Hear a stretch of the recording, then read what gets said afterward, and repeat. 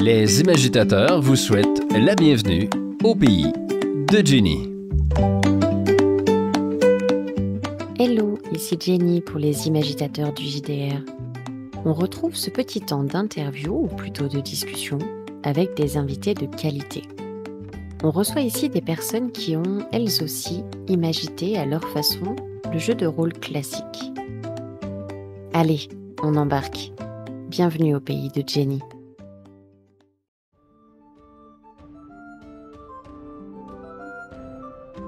Salut Max.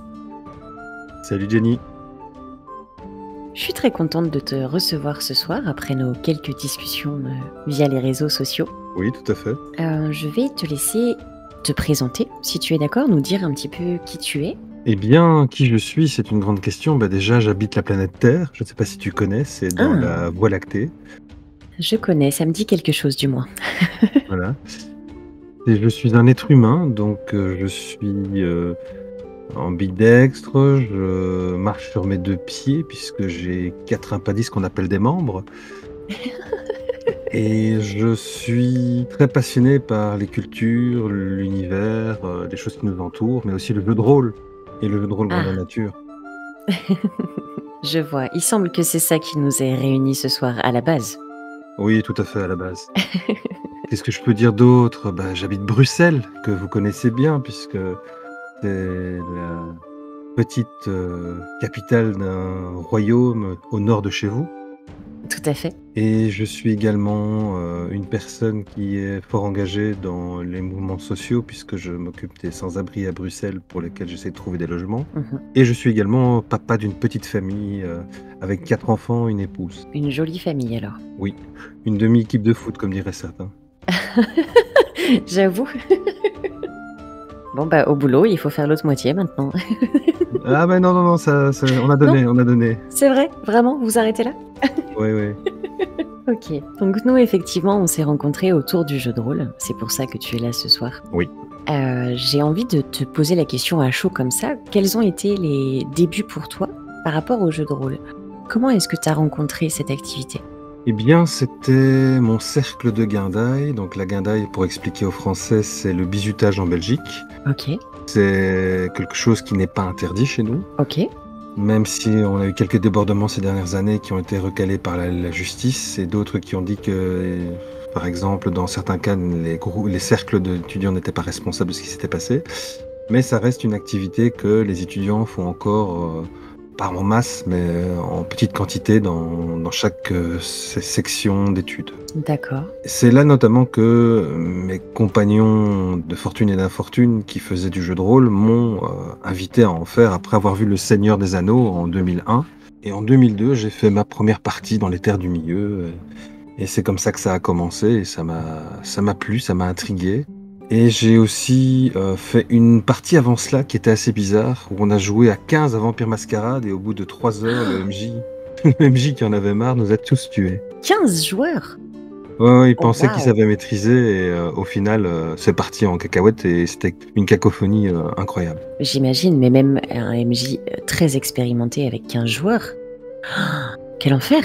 Oui, mais c'est pour ça que je préfère les jeux de rôle grandeur nature, que j'ai aussi découvert dans mon cercle de guindaille, donc en Sciences Po. Ok.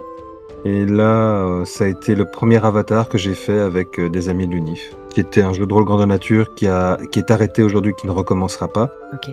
Puisque je suis également membre de conseil d'administration de Belgium LARP Association, ou BILARP comme on l'appelle aussi. D'accord. Qui est la fédération du jeu de rôle belge. D'accord, ok. Grandeur nature. Ok, très bien. Donc tu es très actif dans le paysage du jeu de rôle et du GN. Oui, tout à fait, je m'amuse. C'est ça, et je crois que c'est l'essentiel. Hein. Ah oui, c'est ce qu'il faut. Et donc de là, tu as fait donc tes premières parties de jeu de rôle, tu as découvert le grandeur nature. Comment est-ce que tu as décidé de créer tes projets à toi? On va dire que c'est la faute à Tolkien.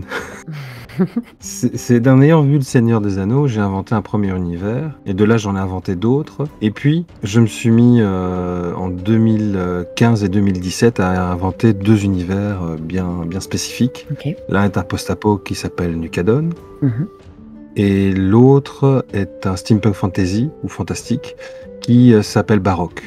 Et de là, au fait, j'ai voulu transmettre cette passion, et j'en ai publié déjà un qui est Nucadon, qui m'a permis de financer le kit de démonstration de Baroque, Ok. avec les petites ventes que j'ai faites. Et ça m'a permis justement de faire découvrir Baroque et de maintenant développer aussi Baroque GN, puisque cet argent m'a aussi aidé à commander des illustrations à des vrais illustrateurs. Parce que la dernière fois qu'on en a parlé, tu étais à la recherche justement de financement pour Baroque. Et donc, j'ai trouvé un financement, et ce financement m'a permis de rencontrer Mathieu Marchetti de Fairplay Édition, qui va lui financer mon jeu en 2027. Ok, super. Donc ça y est, c'est fait, c'est signé. C'est signé. Et on n'a plus qu'à patienter 2 bonnes années avant de pouvoir dévorer ça. Oui, bah, je l'espère aussi, parce que ça me ferait vraiment plaisir de pouvoir faire découvrir notamment les 3 nations principales de Baroque, qui sont le royaume insulaire, qui est d'inspiration indienne, indonésienne et anglaise, l'empire alexandriote, qui est plutôt mélange gréco-chinois, et Ajunda, les terres d'Ajunda, qui est une confédération africaine. Donc j'avais vraiment envie dans cet univers de montrer un côté multiculturel et surtout d'imaginer le steampunk avec des différentes nations qui avaient inventé différents procédés ou gadgets. Génial. C'est pas courant en plus. Non, c'est pas courant. Donc déjà dans notre niche, qui est le jeu de rôle, je m'intéresse à quelque chose qui est encore très niche. Tu crées une niche dans la niche. C'est Voilà. génial. Est-ce que tu peux nous présenter un petit peu Baroque avec ce que tu veux bien en dire pour l'instant? J'imagine que pas tout révéler aujourd'hui, mais... Je peux en parler parce que déjà, c'est une planète qui ressemble à un donut, Baroque. D'accord. C'est déjà un peu bizarre et ça gravite autour de une étoile, Phéréas. Et il y a également l'œil roux, qui est une petite étoile naine rouge qui gravite également à travers le donut et autour de la planète. D'accord, ok. Donc on a déjà ça pour situer à quoi elle ressemble. Et il y a 2 grandes lunes, Nestor et Pollux, qui gravitent autour et qui permettent justement de voir des marées et également de pouvoir générer des champs magnétiques qu'on appelle les flux d'éther, qui permettent aux bateaux volants de naviguer dans les airs. Ok, j'ai déjà une très belle image de ce que ça peut donner, en tout cas ce qui se crée dans ma tête en t'écoutant. Et ce qui est assez intéressant, c'est que c'est un monde aussi qu'on peut rejoindre par portail, mais les portails ont la plupart du temps été abandonnés, fermés, parfois s'ouvrent et puis se rééteignent. Et les gens ne savent pas vraiment comment ça fonctionne, ils ont un peu perdu trace de comment ça fonctionnait. Les diverses influences de différentes cultures se sont donc propagées dans Baroque. On peut trouver des Péruviens au niveau de la culture, on peut trouver des gens du Pacifique, on peut trouver des créatures fantastiques telles que des elfes mais qui ont oublié leur passé et qui sont plutôt japonisants. Ok. Donc j'ai vraiment essayé de mixer plusieurs influences pour que ça reste commode et compréhensible pour les gens, mais également chaque espèce chez moi a des complexités, des variabilités, des ethnies différentes. Oui, donc que ça reste accessible, mais bien complet, quoi. Bien complet, et par exemple, il n'y a pas qu'un seul type de nain, il n'y a pas qu'un seul type d'elfe. D'accord. Pas qu'un seul type d'humain non plus. Ok. Tu as eu la gentillesse de me partager tes écrits sur Baroque et de ce que j'ai pu lire, j'ai l'impression que c'est quand même un climat de vie qui est assez difficile, avec des façons de vivre très incertaines, avec des notions de santé mentale assez fragiles. Oui, tout à fait, parce que le paranormal est quelque chose qui m'a toujours fasciné. Ok. Il y a des années, quand Sci-Fi s'était lancé fin des années 90 en Europe, je regardais beaucoup de séries qui parlaient justement de la santé mentale, le paranormal et autres, supernatural notamment. Ok. Beaucoup de gens connaissent.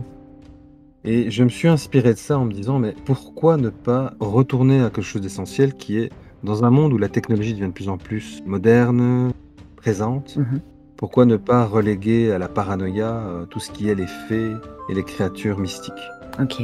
Et donc c'est ça qui donne cette ambiance un peu particulière, et donc tout ce qui est mystique, tout ce qui est mythologique pourrait se retrouver dans le spectre de ce que les gens ne connaissent plus ou n'ont plus connaissance, et donc ça joue sur leur santé mentale. Tu as d'ailleurs créé un tableau des TOC, Ouais. Avec différents troubles en fait, Tout à fait. et des effets absolument redoutables sur les personnages. Tout à fait, et on peut même, si les gens veulent jouer une deuxième partie après la première partie, où l'un des personnages est enfermé dans un asile, ils peuvent effectivement essayer d'aller le délivrer. Donc je donne des informations pour aussi permettre aux joueurs, s'ils ont envie de jouer encore leur personnage, d'aller délivrer celui-là qui aura eu le plus difficile avec la première aventure, qui aura perdu le plus de santé mentale. Oui, et ce n'est pas non plus un jeu où j'ai l'impression qu'on est enfermé effectivement dans ce genre de troubles. Il y a des possibilités pour en sortir, il y a des guérisons possibles. Finalement, le joueur reste assez libre de choisir la voie vers laquelle il veut partir. Est-ce qu'il a envie d'avoir un personnage qui est vraiment dans ses troubles et qui vit ses troubles? Est-ce qu'il a plutôt envie de s'en sortir pour reprendre son aventure? Ça donne une sensation comme ça, un peu de liberté pour le joueur de s'approprier l'histoire. Tout à fait. Et COMJ a bien laissé cette liberté en place et de pouvoir leur permettre, en discutant, en allant voir un psychologue ou un psychiatre, de pouvoir récupérer des points de santé mentale. Ok, Ça reste aussi un cadre, comme c'est du steampunk et qui est inspiré quand même de l'époque victorienne, Mhm. les asiles où les psychiatres ou les psychologues commençaient à se faire connaître. Et donc c'est vraiment une volonté de commencer à travailler sur le psyché du personnage. De ceux qui ont joué, ça leur plaît parce que ça permet justement de développer certaines parties de leur personnage qu'on appelle la déchéance. ok, La déchéance, c'est tous les côtés négatifs, tous des troubles de la personnalité. Si tu es égoïste, si tu es égocentrique, si tu flambes l'argent, si tu ne parles que de toi au bout d'un moment. d'accord. Donc tout ça peut effectivement, avec la déchéance, s'accentuer quand on perd de la santé mentale. Ok, tous les vilains défauts de la nature humaine qui prennent plus de place que prévu. Tout à fait. Je vois. Je vois aussi que dans ton univers, on ne parle pas de maître du jeu, mais d'un mentor d'aventure. Oui, Pourquoi est-ce que c'était important pour toi de donner ce nom-là au meneur? parce que c'est un mot neutre. Mentor, c'est aussi bien pour le masculin et le féminin que les non-binaires. Ok, Et donc ça permet justement de neutraliser ce qu'est un meneur, une meneuse de jeu finalement. d'accord. Et tu disais tout à l'heure que tu avais prévu un GN aussi par rapport à Baroque? Alors il y a effectivement un GN mais également un wargame. Ok, explique-nous ça. Alors le GN, il se passe maintenant cette année, on est en 2025, ce sera du 15 au 17 août 2025 à Meidendorf 63, dans l'est de la Belgique, pas loin de l'Allemagne, D'accord. puisqu'on est dans les parties qu'on appelle les cantons germanophones en Belgique. Mhm. Et là, on a toute une aventure prévue, c'est l'exposition universelle, pendant laquelle les joueurs vont venir découvrir de nouvelles technologies, des inventeurs fous, et aussi ils vont avoir la possibilité de s'immerger dans le monde de Baroque et de vivre des aventures, des attaques, des personnages qui vont venir les enquiquiner, des hordes de monstres. Ok. Bref, on leur prévoit toute une bonne aventure pour laquelle ils vont bien s'amuser. Et c'est au sein d'un festival existant ou c'est vraiment quelque chose qui est créé pour ton GN? C'est vraiment quelque chose qui est créé pour mon GN. Donc l'exposition universelle est juste un prétexte pour avoir le premier GN. Ok, C'était ce que l'équipe d'organisateurs et d'organisatrices avait décidé. Et on a vraiment voulu au fait axer ça sur des machines et des gadgets que les gens vont présenter. Et les joueurs peuvent également présenter, il n'y a pas de souci. Mhm. On a fait une très belle gazette qui les invite justement à venir découvrir tout ça. Je te l'enverrai si tu veux, comme ça tu verras à quel point en fait on a vraiment soigné le détail et les illustrations. avec plaisir, carrément. Donc ça c'est pour le GN et le wargame. Mhm. Au fait on a un wargame ici qui est lié au GN, mais plutôt que de le développer à fond, on a déjà fait 50% dans le jeu vidéo. Et il nous manque maintenant 40 000 € pour pouvoir le terminer. Et on a déjà essayé d'avoir des subventions, mais comme on est tellement dans le monde du jeu de rôle, malheureusement ça ne plaît pas beaucoup aux pouvoirs subsidiants qui sont chez nous la Fédération Wallonie-Bruxelles pour les francophones. D'accord. On a été trop complet, trop partir dans tous les sens, puisqu'on fait du jeu de rôle sur table, du GN, du jeu de rôle grandeur nature, quoi, Mhm. et le wargame. Et là, aujourd'hui, pour les 50% restants, est-ce que vous avez une demande de financement? Est-ce que vous mettez quelque chose en place pour obtenir du soutien ou... Eh bien, on a décidé que fin de cette année, on allait essayer de voir, et début de l'année prochaine aussi, pour essayer de faire un crowdfunding et effectivement voir combien on va recevoir d'argent de la part des gens qui veulent nous aider. Ok. Et selon ce qu'on aura, on terminera ou on ne terminera pas de la même manière le jeu. Ce sera possible, à mon avis, si on a un peu de financement, de faire un jeu de rôle sur table. Par contre, si on a beaucoup de financement, on pourra effectivement finir le jeu de rôle, le jeu vidéo, pardon. D'accord. Et peut-être, comme on l'aimerait bien, en faire un open source et également un free-to-play pour tout le monde. Alors, un open source, est-ce que tu peux expliquer? Ah oui, open source, les gens pourraient avoir accès à tout et pourraient modifier s'ils veulent, faire des mods Ok. et s'amuser avec. Ok. Excellent. Oui, on n'a pas la propension de chercher à être une grosse compagnie. On veut rester quand même humain avant tout et permettre à chacun de pouvoir s'y amuser sans qu'il y ait d'office toute la panoplie d'en créer un métier ou de soi-même se libéraliser. Enfin, je trouve que ça ressemble beaucoup à ce que tu disais par rapport à Baroque, avec une sorte de partage, que ce soit de culture, que ce soit d'idées, que ce soit de créativité. On reste dans quelque chose où j'ai l'impression que vous donnez les bases d'un univers avec peut-être sa définition et ses règles, mais qu'après chacun y amène un petit peu ce qu'il est. Tout à fait. C'est chouette. C'est ça qui est aussi important dans la partie dans laquelle on joue dans le jeu de rôle grandeur nature, c'est-à-dire les îles éparses. Ce sont des fiefs que des entreprises et des nobles ou des nations échangent, commercent, se combattent, prennent de force ou le prennent avec la diplomatie, ou même parfois ont comme on dit en échec, un pat. Donc il n'y a pas de gagnant, il n'y a pas de perdant. D'accord. Ça, c'est quelque chose qu'on a vraiment voulu mettre aussi en place parce que là, dans les îles éparses, c'est là que les gens peuvent inventer leur culture et leur style et leur groupe.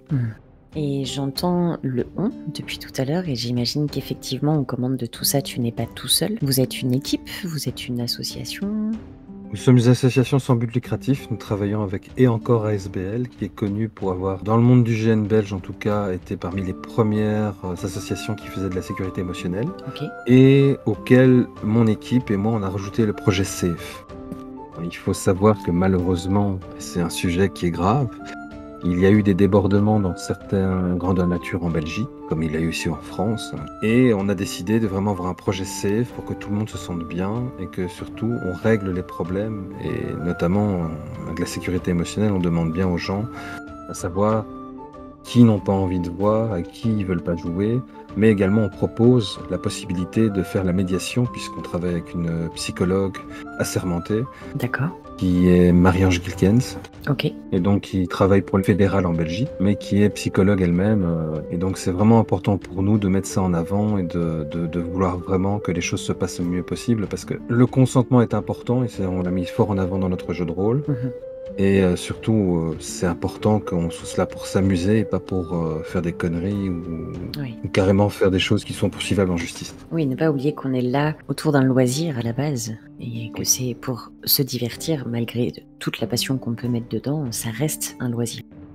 Ça reste un loisir et c'est ça qu'on voudrait que ça revienne. Et en engageant tout le monde et aussi en étant attentif à certaines choses parce que nos arbitres qu'on appelle les argousins vont être là aussi pour vérifier que tout se passe bien dans les règles, mais également qu'il n'y ait pas de débordement, que s'il y a une personne qui est trop saoule, elle aille cuver dans sa tente, et en même temps de vérifier que personne ne profite des gens qui ont trop bu. Et l'équipe derrière la création de Baroque, ça représente combien de personnes? Alors, je vais te sortir la liste. Ok, avec plaisir. L'équipe de Baroque GN, c'est une quarantaine de personnes en tout qui nous ont aidés et rejoints. D'accord. Et certains sont partis, d'autres sont restés. Notamment, je cherche encore quelqu'un pour faire un nain. Et donc, on recherche notamment un notaire pour faire ça en jeu et pour pouvoir gérer la plupart de la paperasserie. Parce que pour qu'un GN fonctionne, il faut aussi des greffiers, des notaires. Et donc, c'est important pour nous de pouvoir mettre ça en place dans le jeu, de valider les emprunts que les joueurs font. Ok. Oui, une sorte de justesse quand même au sein du jeu. Oui. Ok. Bon, et ben un petit appel. Si quelqu'un se sent et veut se porter volontaire pour prendre ce rôle, vous aurez de toute façon, comme à chaque fois, tous les liens en dessous de la vidéo pour suivre les actualités de Max, pour suivre ce que va devenir Baroque. Et moi j'ai une question parce que rapidement on a parlé de ce que tu as pu réaliser, on s'est attardé un petit peu sur Baroque, c'était un petit peu le but de cette discussion à la base. Mais j'ai l'impression que tu es une personne qui crée énormément. Est-ce que tu as déjà d'autres projets en tête pour après l'aventure Baroque? Pour l'instant, non. Il y a peut-être Nucadon, qui est mon post-apo que je vais reprendre. Ça a été mon premier univers vraiment que j'ai fini, que j'ai fignolé, que j'ai moi-même monté tout de A à Z. Que ce soit pour l'écriture, que ce soit pour la relecture, que ce soit pour la mise en page, que ce soit pour la promotion, c'est donc moi qui ai tout fait. Je suis devenu, si on veut, une sorte de personnage qui essaie de vendre. Je crée juste pour vraiment que les gens s'amusent et aient envie de découvrir d'autres univers. Assez atypiques, comme disent mes copains. Mais surtout qui sont riches et qui peuvent faire appel à différents types de genres. Dans le post-apo, par exemple, c'est très cliché et c'est très... pour reprendre des classiques, On peut se croire un peu dans Mad Max, dans Fallout, dans Metro 2033 ou encore dans Silo, puisqu'il y a ce côté où on sort d'un abri et on n'a plus rien dans l'abri, on doit essayer de survivre à l'extérieur. Ok. Il y a vraiment une envie que j'ai de vouloir créer des choses qui sont riches et que chacun peut s'identifier. Et il y a toujours plusieurs types de personnages qui sont jouables, justement pour rester crédible dans un univers science-fiction ou fantasy. Oui, et pour que chaque joueur s'y retrouve aussi dans ce qu'il a envie d'incarner, j'imagine. Oui, tout à fait. Donc c'est important en game design aussi, puisque j'ai beaucoup bossé le game design, en regardant les vidéos d'autres, évidemment. D'accord. Dans le jeu de rôle, on commence pas tout seul. Je pense que c'est ça qui est merveilleux, c'est qu'on trouve beaucoup d'inspiration, beaucoup d'aide avec toutes les vidéos que font par exemple des potes à moi qui sont Gilus et Nurgle, Zone Geek, Cécile ou Mathem notamment, ou encore Aranita. Tous des gens finalement qui font des émissions et qui te permettent aussi... c'est comme ça que j'ai appris au fait. J'ai écouté des émissions, j'ai discuté avec les gens. Notamment Vincent Mathieu, qui est le créateur de Cats, avec qui je discute souvent, une fois par semaine. Ok, oui, donc c'est tout un tas de connaissances, d'échanges qui t'ont permis d'arriver jusque-là et de mener à bien tes projets à toi. Mener à bien mes projets à moi surtout, mais de ne pas hésiter aussi, quand j'ai des doutes, d'en parler. Je ne devrais pas tout recommencer, et il m'est arrivé de tout recommencer. Tu m'as parlé d'un livre aussi. Oui, j'ai écrit un livre. L'épopée de Glorim Fif, Honneur et Tradition, qui est le premier d'un chapitre de 3 livres. J'ai déjà écrit le deuxième aussi. C'est mon envie de faire la genèse de Baroque et de parler de ce que c'était 50 000 ans avant ce que les joueurs jouent. Et donc de vraiment mettre en avant la nécessité pour un nain qui est sans clan, d'essayer de retrouver son honneur et de retrouver son clan, avec une sombre histoire qui date de son grand-père et que petit à petit on découvre dans les livres, puisque ses parents sont morts à Glorim Fif, et donc et il n'a pas de frère, pas de sœur, et il était l'enfant unique, alors que c'est assez étonnant chez les nains, puisque les nains se reproduisent par la barbe, et donc c'est révélé dans le livre comment est-ce que les nains procèdent avec les petits follicules qui sont dans la barbe, et comment quand ils sont fécondés, ça forme un galet de naissance qui vient de se loger juste sous le menton. D'accord. Et 15 jours après, ils doivent faire un petit nain sculpté dans lequel ils vont mettre ce galet de naissance et refermer en remettant de la glaise et du ciment. Et puis, un mois plus tard, le petit nain éclot. Excellent. C'est un monde qui est assez riche, qui est assez rêveur, qui est assez aussi à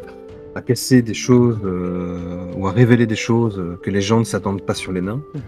Et dans le deuxième livre, ils vont aller voir ceux qui sont encore plus traditionnalistes qu'eux, et qui sont plus encore, on va dire, comparés à eux, qui sont fous. Et pourtant, la société voudrait tendre à redevenir comme eux pour pouvoir recréer des liens avec eux. Mais Glorim Fif va avoir une autre vision de la chose. Finalement, c'est pas un univers de jeu de rôle que tu as créé, c'est un univers avec tout un tas de symboles derrière, tout un tas de questions sociétales. Oui, parce qu'on vit une époque aussi où les gens deviennent de plus en plus conservateurs. Heureusement qu'il y a des lois qui ont été, par exemple, votées il y a quelques années, qui permettent de dire, mais même si vous devenez conservateur, n'oubliez pas que les droits humains existent. Et je pense que c'est important que les droits nains aussi existent. Tout à fait. Et qu'on puisse voir que finalement, dans chaque système national, il y a une législation, et il y a des choses qui s'y passent, il y a des choses qui ne passent pas non plus. Oui. On va glisser doucement vers la fin de l'interview. Est-ce que tu as quelque chose à rajouter? Oui, j'ai quelque chose à rajouter. Ce que je dis toujours concernant la passion qu'est le jeu de rôle, c'est que c'est avant tout un loisir qui est très riche, et un loisir surtout qui est difficilement marchandable. Je reste convaincu que même si certains percent en édition et galèrent en même temps en devant tout le temps produire, surproduire, la richesse même du jeu de rôle, c'est pas seulement d'essayer de le commercialiser, c'est plutôt de ensemble pouvoir l'imaginer et le travailler et le faire fonctionner. Mais je pense qu'avant tout, le jeu de rôle doit rester quelque chose où, quelle que soit la génération, on le fasse par passion et pas par nécessité. Et je pense que ça changerait beaucoup de choses, justement, de devoir commencer à le faire par nécessité. Parce que l'expérience a déjà été faite ici par plusieurs personnes en Belgique, mais ce n'est pas porteur pour un si petit marché que la Belgique, par exemple. Et donc, ça peut rester chez nous encore une grande passion. Et c'est pour ça, par exemple, que nous, comme les francophones suisses, sommes plutôt consommateurs de ce qui se produit en France que consommateurs de ce qui se passe chez nous. Bon, eh bien, longue vie à cette passion, alors, qui est incroyable. Qui nous réunit tous, oui. Oui, tout à fait. Moi, j'ai vraiment cette sensation que le jeu de rôle est encore très cloisonné et que les personnes qui n'y ont jamais joué ont l'impression qu'il faut connaître pour se permettre de jouer. Tout à fait. Et j'espère que tout ça va évoluer et que ça va pouvoir s'ouvrir à un public beaucoup plus large, avec tout ce que le jeu de rôle peut apporter, comme bénéfice, le fait de pratiquer cette activité en tout cas. Oui, tout à fait. Et puis ça rassemble les gens, c'est ça qui est génial. Moi, j'ai dans 2 soirs ma table qui va reprendre. Et ça, c'est en visuel et pas sur Discord, en virtuel. Et c'est le plaisir de pouvoir refaire une partie avec des copains. Et on sera 5 autour de la table, plus moi. Ça va nous permettre de nous amuser, d'échanger, de rigoler, de manger des chips, de boire quelques sodas ou quelques bières. Je botte en touche, je suis belge. Oui, c'est ça, c'est ce que j'allais dire. Ne me dis pas que tu bois du Coca-Cola pendant les parties de jeux de rôle. Non, il m'arrive de boire parfois du Coca-Cola, mais principalement des bières, oui. Ok. En même temps, tu m'étonnes. Oui, et puis je botte un peu en touche en disant, ben voilà, c'est malheureusement culturel, hein. Vous avez du très bon vin et nous, on a de très bonnes bières. Donc, Exact. chacun a ses qualités. Exactement. Et la petite anecdote à ce propos, c'est Ouais. la faute à Napoléon. Ah oui. Napoléon, pour ne pas que les vignes belges ne concurrencent les vignes françaises, parce qu'elles étaient très bonnes, il les a fait brûler. Ah oui. Si. Et ça, peu de gens le connaissent, à part évidemment les quelques producteurs. Je crois qu'on peut les compter sous tous les doigts des pieds et des mains en Belgique. Oui. Mais alors, c'est ce qu'ils racontent tous, qu'en fait, il y avait beaucoup plus de vignes dans le temps en Belgique, mais que Napoléon, craignant qu'elle concurrence le vin français, les a fait brûler. Ok. Écoute, moi j'ai envie de dire, vous avez mis tout votre talent sur la bière pour notre plus grand bonheur. On va arriver sur la fin donc, et ces discussions se terminent toujours à peu près de la même façon. J'ai 2 petites questions à te poser qui sont beaucoup moins sérieuses que ce qui s'est passé jusque-là. J'ai envie de te demander si un génie t'offrait un vœu, qu'est-ce que ce serait? Oh, alors si un génie me ferait un vœu, je ferais un vœu pour que je puisse monter une ASBL qui fasse de l'animation pour tout âge et qui permette dans différents univers que j'invente de faire vivre de plaisir et de délire les gens. Ok, eh bien croisons fort les doigts. Ça reste un désir, hein. Oui, mais bon, sait-on jamais. Sait-on jamais, tout à fait.